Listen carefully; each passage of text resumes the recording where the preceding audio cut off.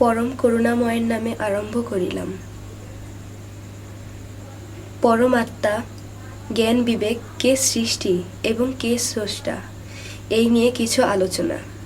কুল হুয়াল্লাহু আহাদ, আল্লাহুস সামাদ, লাম ইয়ালিদ ওয়ালাম ইউলাদ ওয়ালাম ইয়াকুল লাহু কুফুয়ান আহাদ।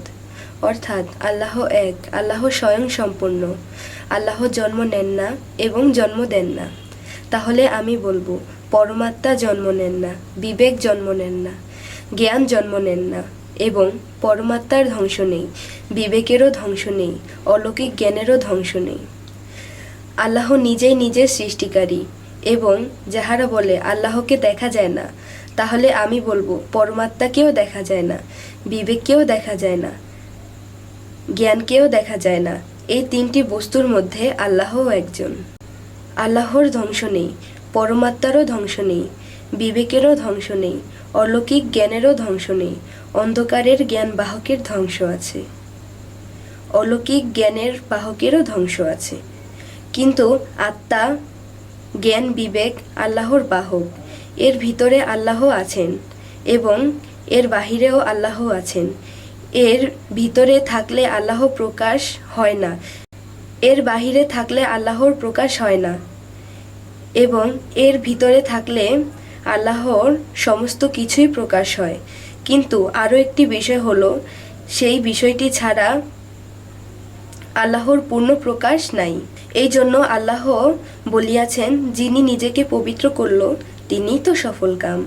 আত্মা, জ্ঞান, বিবেক যদি আল্লাহর বাহক হয়, পরমাত্মা, জ্ঞান, বিবেক এর বাহক হলো অলৌকিক পবিত্র একজন মানুষ।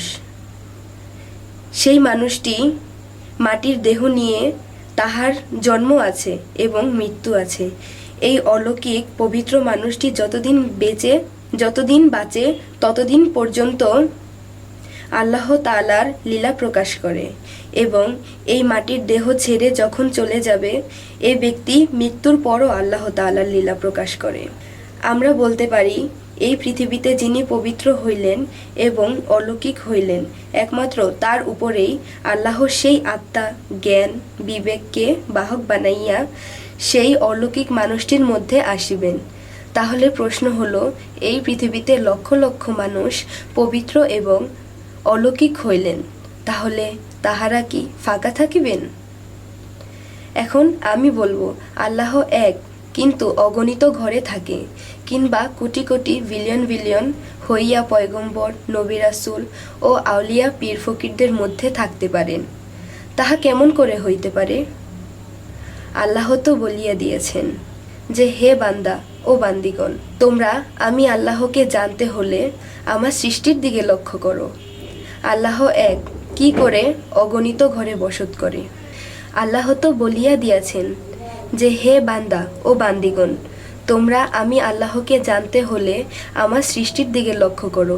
আল্লাহ এক, কি করে অগণিত ঘরে বসত করে? দেখুন, আকাশের সূর্য একটি, কিন্তু এই পৃথিবীতে যদি লক্ষ কোটি পুকুর বা জলাশয় থাকে, সেই লক্ষ কোটি পুকুরেও লক্ষ কোটি সূর্য দেখা যায়। আল্লাহ মানুষের মধ্যে এইভাবেই আছেন।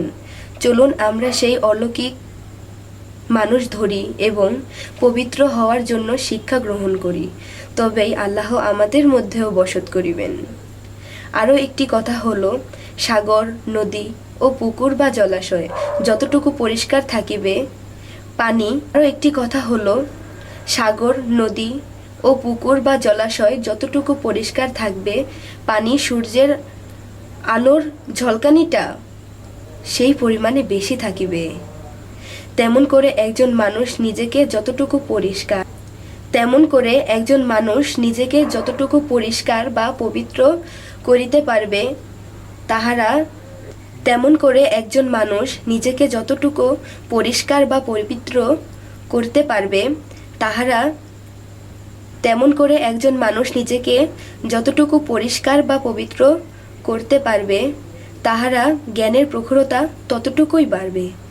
চলুন আমরা মুর্শিদ ধরি, প্রেম সাধনার মাঝে ডুবিয়া নিজেকে পবিত্র করি।